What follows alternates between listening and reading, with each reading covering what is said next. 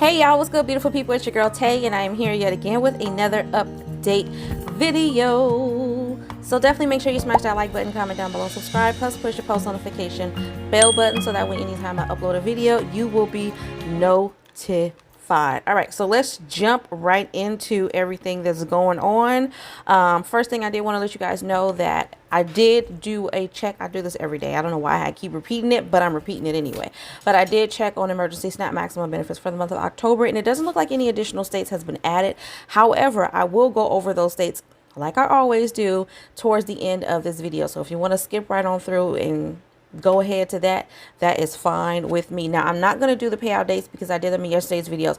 Also, I know there was a couple of you who actually asked me about pandemic EBT for the summertime.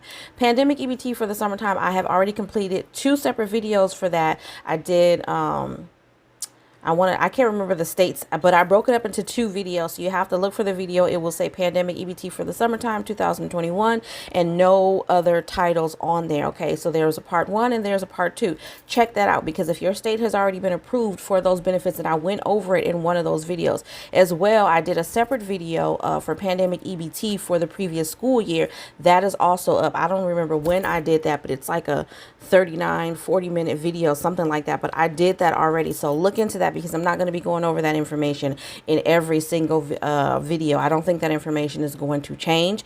But if you guys are looking for information specific to pandemic EBT, then just check out those previous videos. Okay, I'm going to try to link it, but I very rarely actually go onto my laptop or my desktop to do stuff like that. I usually just edit my videos right here and then move on. But yeah, check out those videos, you guys. The first thing that I wanted to talk about is the acknowledgement that we have going on with the problem with housing choice vouchers. So this is pertaining to public housing, where basically they charge you a percentage of your income to pay the rent, or Section 8. Okay, so it says among the proposed cuts to the proposed infrastructure spending package, reports Abby Vesulis, I'm hoping I'm not murdering her last name, is the $75 billion allocated for housing choice vouchers. But even if the funding goes through, the discussion underscores a central problem with the existing system. There's a critical shortage of affordable housing units where people can actually use their vouchers. Okay, today the program provides 2.3 million households with vouchers. That's nowhere near enough. Only 1 in 4 people who qualify for federal housing assistance currently receive support, according to the left-leaning Center on Budget and Policy Priorities, also known as the CBPP. And those who do must wait on average for 2.5 years before receiving a voucher. It's much longer than that for me, because I have been waiting. Like I said, thank God. The type of person that I am, I don't like sitting around and waiting for too long. And I kind of already figured that I wasn't going to get that. As far as I know, the process in getting any type of, like, specifically Section 8. With the other housing programs, at least out here in California, you put your name on the list, and then when something comes available, then you get it. But for Section 8, it's like a whole process. And the only way to get that quickly is to actually be homeless for, I think you have to be staying in a hotel or a shelter for 90 days. And it helps if you have children, because then they'll hurry up and rush to get you on the top of the list and give you a housing voucher. But if you don't fall into that category, then you end up waiting on the list. Like I said, I signed up for Section 8 housing, I want to say it was in 2008, because it was like just after, no, I don't think I had given birth to my second child, and she was born in 2008. So I want to say I signed up somewhere between 2008, 2009.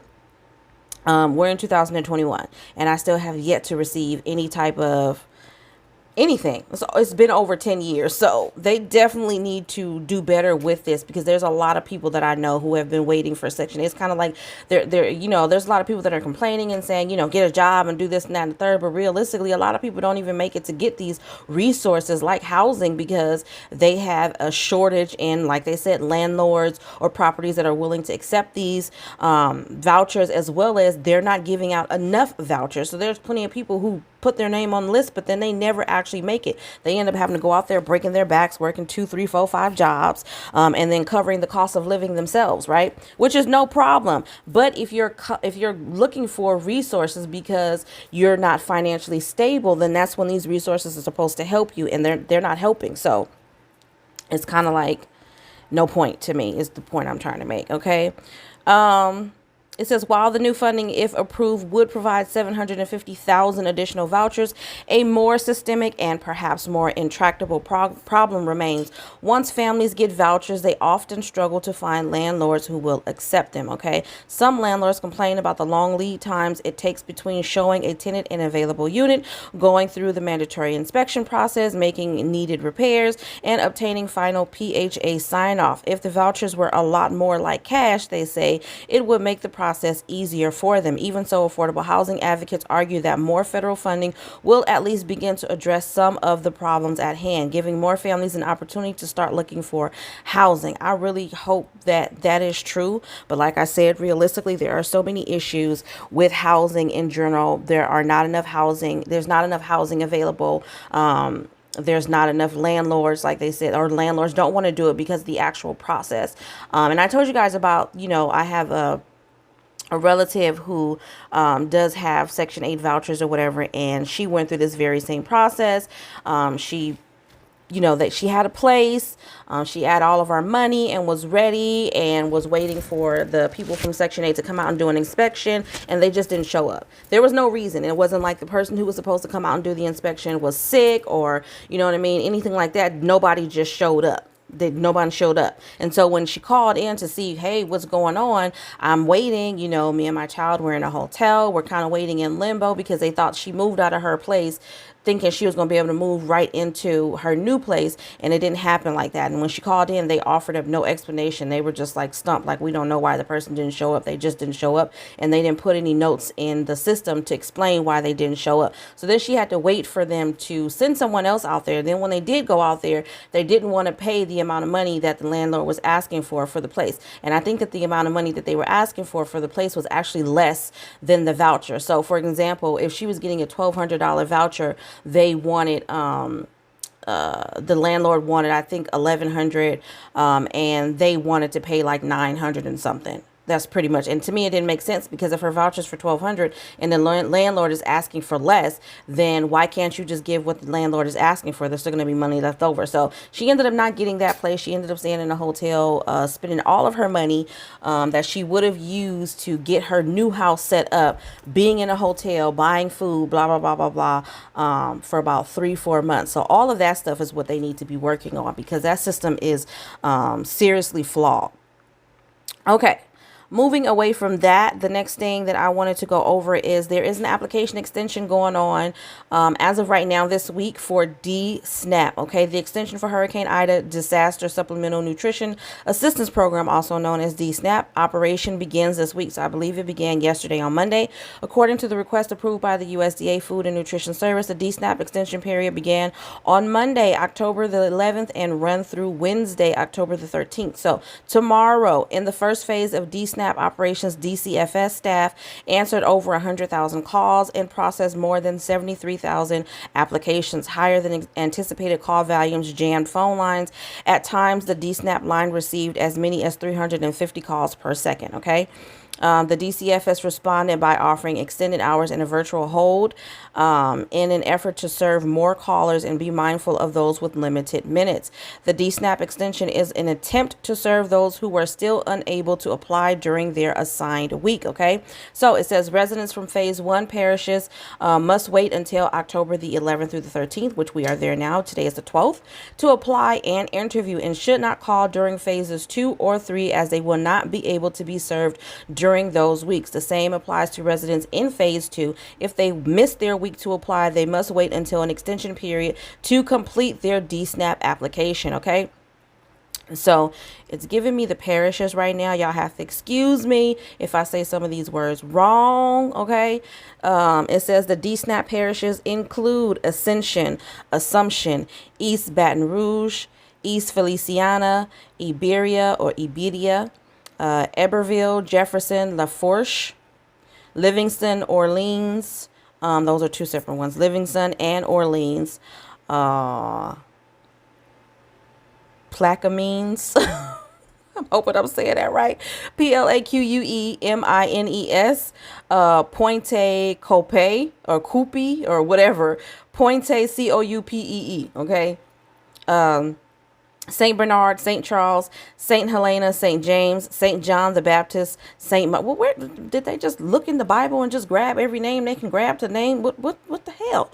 St. Martin, only lower St. Martin Parish, zip codes between 70339 and 70380. Okay, so for St.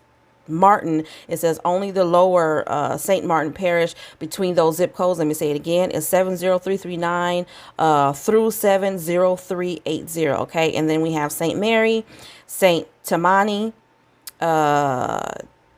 Tangipahoa, Tangipahoa, Terrebonne or Terrebonne, Washington, West Baton Rouge, and West Feliciana parishes. Okay.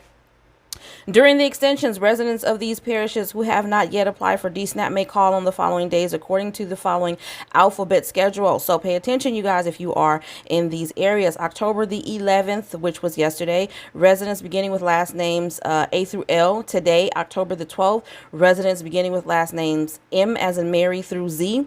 And then October the 13th, which is tomorrow, it says it will be open to all last names. So if you missed the day that you were supposed to call, which was today or yesterday, then tomorrow it will be open for everybody. Okay, it says no SNAP recipients from these parishes are not eligible for SNAP and should not call to apply. So if you're already receiving SNAP benefits, you're not going to get the DSNAP. Additional information about DSNAP can be found by texting LADSNAP to 898-211. Okay, and then it also leaves a website which I will be providing for you guys down below in the description box, just in case you guys want to go online and check this out. Okay.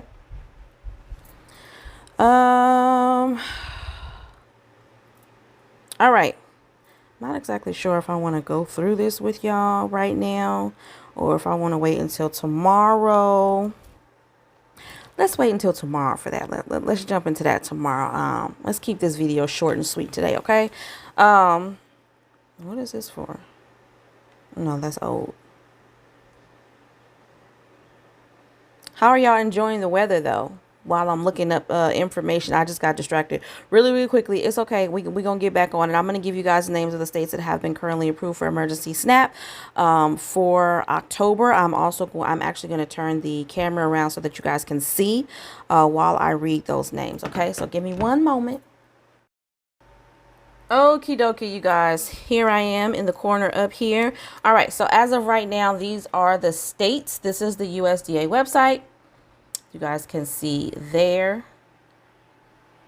Where is it? There it is. Okay, just so you guys can see that I am on the actual United States Department of Agriculture website. Okay, right here. And then just above that, it says an official website of the USDA, United States government.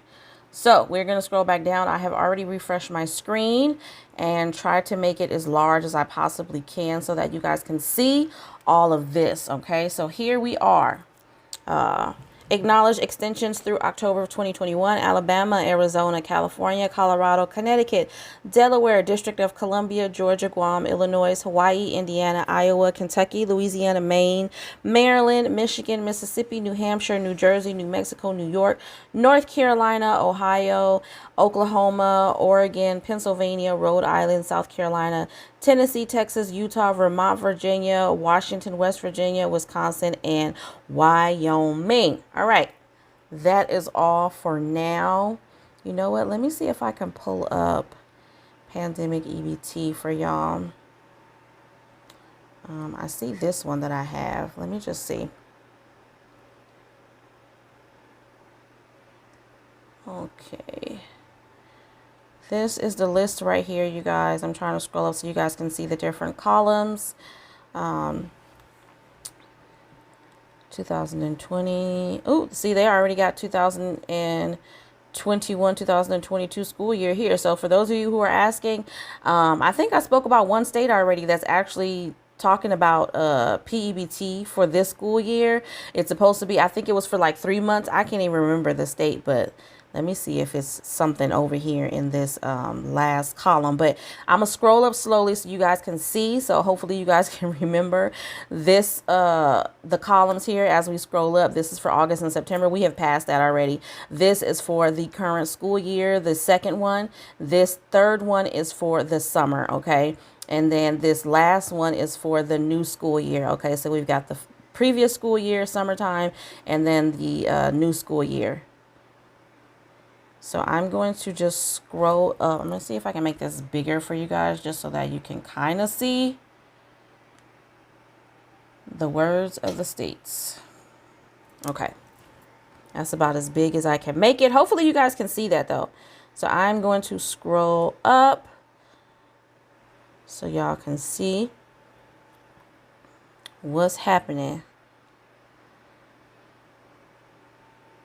So the ones that have 3 X's across, you know, those are the ones, the states that have been approved for the previous school year, the summertime, and I didn't forgot already myself telling y'all. August, and that's what it was. It was August and September, the previous school year, and then the summertime. Okay.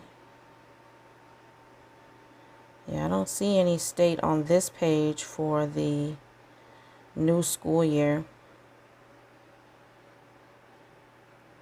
Scrolling up. I don't see it over here.